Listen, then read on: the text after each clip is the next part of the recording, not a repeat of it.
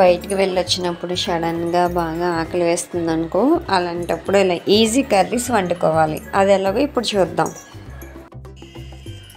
ఈ 2 ఉల్లిపాయలు, 2 టమాటాలు, 2 పచ్చిమిరపకాయలతో కమ్మగా వంట చేసుకుందాం, వేడివేడిగా తిందాం.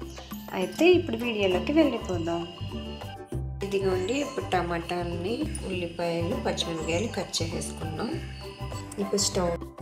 ఇప్పుడు స్టవ్ మీద బాణీ పెట్టి ఆయిల్ హీట్ ఎక్కాక ఈ కట్ చేసుకున్న ఉల్లిపాయలు, పచ్చిమిరపకాయలని సిమ్లో పెట్టుకుని వేపుకోవాలి.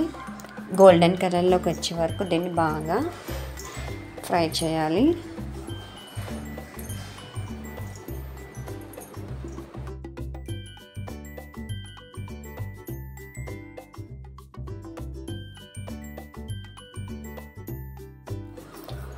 ఇప్పుడు ఇందులో ముందుగా కట్ చేసి పెట్టుకున్న టమాటాలు కూడా వేసుకుందాం.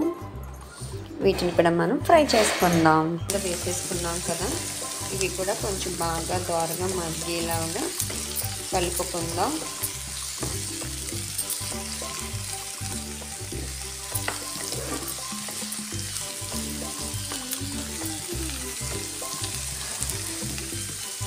మామూలుగా నేనైతే వంట చేస్తూ ఫోన్ చూసుకునేదాన్ని, కానీ ఇప్పుడు ఫోన్లో వీడియో తీయాలి కాబట్టి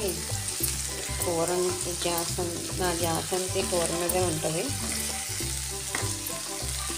ఫోన్తో అలా ఎడిట్ అయిపోయాం మనం, నేనే కాదు మీరు కూడా అంతే.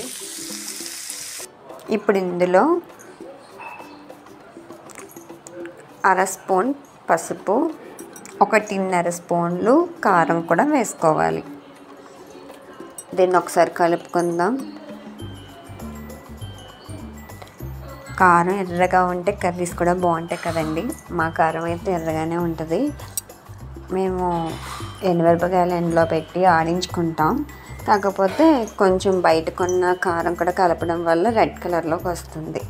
ఇప్పుడు ఇందులో రుచికి తగినంత సాల్ట్ మరియు గరం మసాలా 1/2 స్పూన్ వేసుకుని బాగా మిక్స్ చేసుకోవాలి.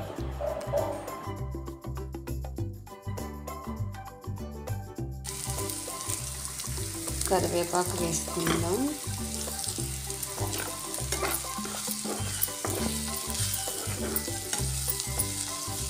ఇప్పుడు ఇందులో కొద్దిగా వాటర్ వేసుకుందాం.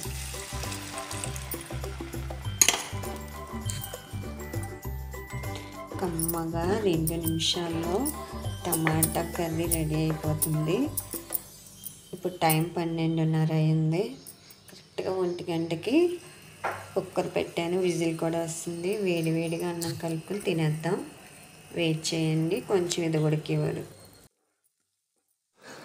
చూసారు కదండి, చాలా సింపుల్గా ఈజీగా టమాటా కర్రీ ఏ కూరగాయలు లేకుండా అయిపోయింది. ఇది తింటే చాలా బాగుంటుందండి. మీరు కూడా ట్రై చేయండి.